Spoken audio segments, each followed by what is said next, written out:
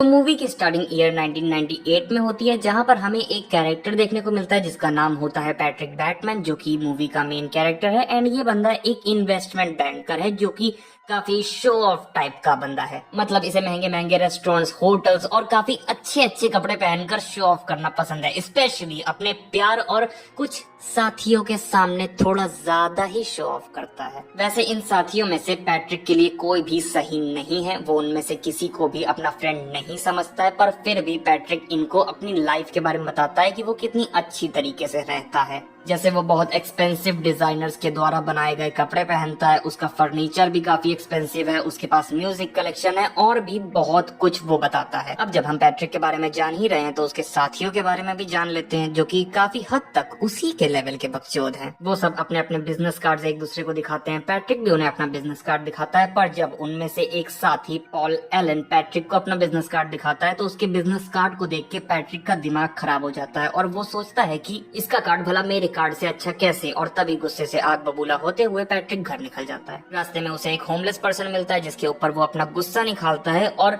साथ ही साथ वहाँ के एक कुत्ते को भी जान से मार डालता है। इसके बाद सीन बदलता है और कुछ समय बाद क्रिसमस के शुभ दिन पे पैट्रिक पॉल एलन के साथ डिनर का प्लान करता है। एंड ये वही दोस्त है जिसका बिजनेस कार्ड पैट्रिक के बिजनेस कार्ड से अच्छा था। वो दोनों पैट्रिक के घर जाते हैं। पैट्रिक एक सॉन्ग प्ले करता है, पॉल को उस सॉन्ग के बारे में वगैरह वगैरह की चीजें बताता है, पर तभी पैट्रिक एक कुल्हाड़ी से पॉल के ऊपर अटैक कर देता है और उसका ब्रूटली मर्डर कर देता है। फिर पैट्रिक उसकी बॉडी को कहीं फेंक देता है जिससे कोई भी उसकी बॉडी का पता ना लगा पाए, और उसके घर जाके कुछ चीजों को बड़ी ही अच्छी तरीके से चेंज करता है, जैसे कि लंदन की टिकट की फोटो कॉपीज रखना, जिससे सबको ये लगे कि पॉल एलन लंदन जा चुका है और किसी को भी शक ना हो और अपना पैट्रिक आराम से बचा रहे। इसके बाद हम एक प्राइवेट डिटेक्टिव से मिलवाए जाते हैं जो कि पैट्रिक के पास आया हुआ होता है उसके दोस्त पॉल एलन के बारे में इन्वेस्टिगेट करने के लिए, क्योंकि पॉल एलन सबकी नजरों में गायब हो चुका है। और यहाँ पर हम देख सकते हैं कि पैट्रिक कैसे अपने हथियारों को छुपाता है। इसके बाद सीन शिफ्ट होता है और हम देखते हैं कि पैट्रिक इस बार अपने घर पर कुछ प्रोस्टिट्यूट्स को लाया हुआ होता है। वो एक सॉन्ग को प्ले करता है और उसके ब्रांड की बहुत तारीफ भी करता है। फिर वो तीनों साथ में थोड़ा टाइम स्पेंड करते हैं। फिर पैट्रिक कुछ हथियारों से उन दोनों प्रोस्टिट्यूट्स को बहुत ही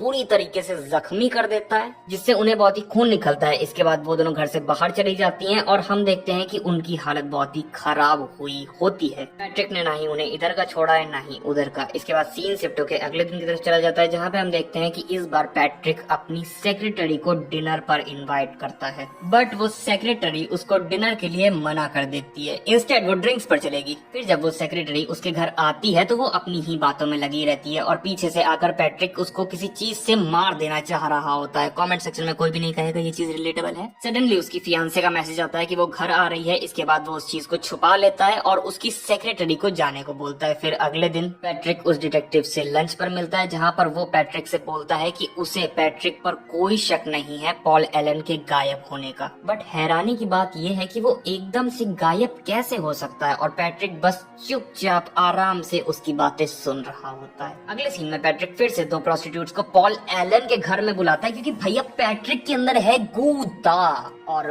ऊपर से अब जब पॉल एलन नहीं है तो पैट्रिक उसी के घर पे सारी बकचोदियां करेगा। आगे पैट्रिक उन दोनों के भर के मजे लेता है। इसके बाद उनमें से एक प्रोस्टिट्यूट का मर्डर कर देता है, जिसको देख के दूसरी प्रोस्टिट्यूट अपनी जान बचाकर भागने लगती है। घर का एग्जिट ढूंढते हुए रास्ते में उसे काफी सारी डेड बॉडीज देखने को मिलती है, जिसे देख के वो चिल्लाने लगती है, जिसकी वजह से पैट्रिक उसे चेस करने लगता है और आखिर में जब वो सीढ़ियों पे होती है तो उसके ऊपर चेनसो फेंक देता है। चेनसो की वजह से वो ऑन द स्पॉट मर जाती है और पैट्रिक उसे देख के वहीं पे बहुत ही तेज तेज से हंसने लगता है। कुछ टाइम गुजरने के बाद एक रात को पैट्रिक एक एटीएम मशीन को यूज करने जाता है जिससे वो थोड़े बहुत पैसे वगैरह निकाल सके। तभी वहाँ पे वो एक छोटी सी बिल्ली को नोटिस करता है और उसे अपने हाथ में उठा लेता है। पर जब वो एटीएम यूज कर रहा होता है तो उसकी स्क्रीन पे लिखा होता है कि फीड मी अ स्ट्रे कैट, इसका मतलब मुझे एक आवारा बिल्ली खिला दो। पैट्रिक एटीएम स्क्रीन पे आ रहे इस मैसेज को पढ़ने के बाद उस बिल्ली को मारने ही लगता है। तभी वहाँ पे एक औरत आके उसको रोकती है और बोलती है कि तुम इस बिल्ली के साथ क्या कर रहे हो, इसने तुम्हारा क्या बिगाड़ा है। पर पैट्रिक उनकी बात बिल्कुल नहीं सुनता, इग्नोर करता है और उन्हें शूट कर देता है। इसके बाद पुलिस आ जाती है, वो पैट्रिक को चेस करने लगती है। पैट्रिक अपनी जान बचा के भागने लगता है, पर कुछ समय बाद वो कुछ पुलिस ऑफिसर्स को भी शूट करके मार देता है और वहाँ से भाग जाता है।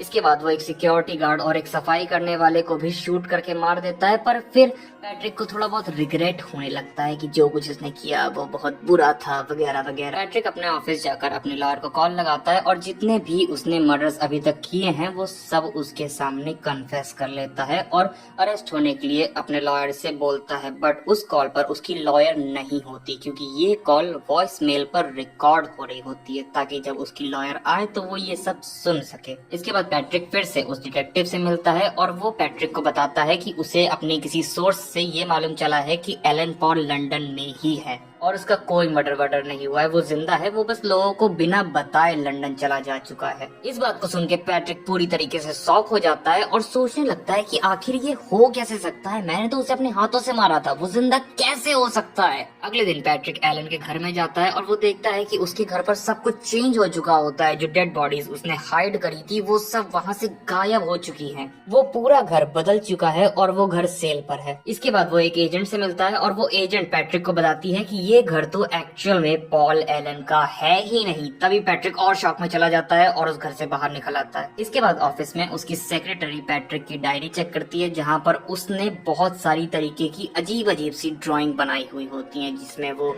अजीब अजीब तरीके से लोगों का मर्डर कर रहा होता है, उनके बॉडी पार्ट्स की ड्राइंग होती है वगैरह वगैरह, जिसे देख के भैया ये तो पता चल जाता है कि हाँ अपना पैट्रिक एक साइको है। इसके बाद सीन शिफ्ट होता है, हम देखते हैं पैट्रिक अपनी लॉयर से मिलने एक रेस्टोरेंट जाता है। वहाँ पहुँचते ही वो उसको रिकॉर्डेड कॉल के बारे में याद दिलाता है, उससे पूछता है कि तुमने रिकॉर्डिंग सुनी या नहीं, और उसके सामने फिर से उन सारे मर्डर्स के बारे में कन्फेस कर लेता है। बट उसका लॉयर उस पर हंसते हुए बोलता है कि तुम मेरे से मजाक कर रहे हो ना, ये तो इम्पॉसिबल है यार। तभी पैट्रिक उससे बोलता है व्हाई इट इज इम्पॉसिबल, जिसका मतलब है कि ये क्यों संभव नहीं है। फिर उसका लॉयर बोलता है कि ये नहीं है तो नहीं है, क्योंकि मैंने पॉल एलन के साथ हाल ही में ही डिनर करा था। पैट्रिक इसे सुन के और ज्यादा शॉक में चला जाता है और सोचने लगता है कि अरे यार ये चले क्या रहा है, पहले उस डिटेक्टिव ने बोला कि पॉल जिंदा है, अब ये बोल रहा है कि पॉल जिंदा है, और फिर हम लोगों को मालूम चलता है कि एक्चुअल में पैट्रिक अभी तक जो ये सारे मर्डर कर रहा था वो एक्चुअल में पैट्रिक के हेल्यूसिनेशंस थे। हेल्यूसिनेशन मतलब होता है रियल लाइफ में उन चीजों को इमेजिन करना जो कि एग्जिस्ट नहीं करती है, पर आप इसे इमेजिन करते हो और आप इसे सच मानते हो, इसे बोलते हैं हेल्यूसिनेशन। और पैट्रिक ने अभी तक जितने भी लोगों का मर्डर वगैरह किया है वो सब एक्चुअल में उसके ख्याली पुलाव थे, और ये ख्याली पुलाव उसने बनाए इसलिए क्योंकि एक्चुअल में वो इन लोगों से बहुत ज्यादा नफरत करता था और इन लोगों को किसी न किसी तरीके से हर्ट करना चाहता था। इसी वजह से उसने अपने दिमाग के अंदर ही इन लोगों को मार दिया। और इससे ये पता चलता है कि अपना पैट्रिक बैटमैन एक साइको है जिसको मेंटल डिसऑर्डर। एंड इसी के साथ हमारी मूवी खत्म हो जाती है। सो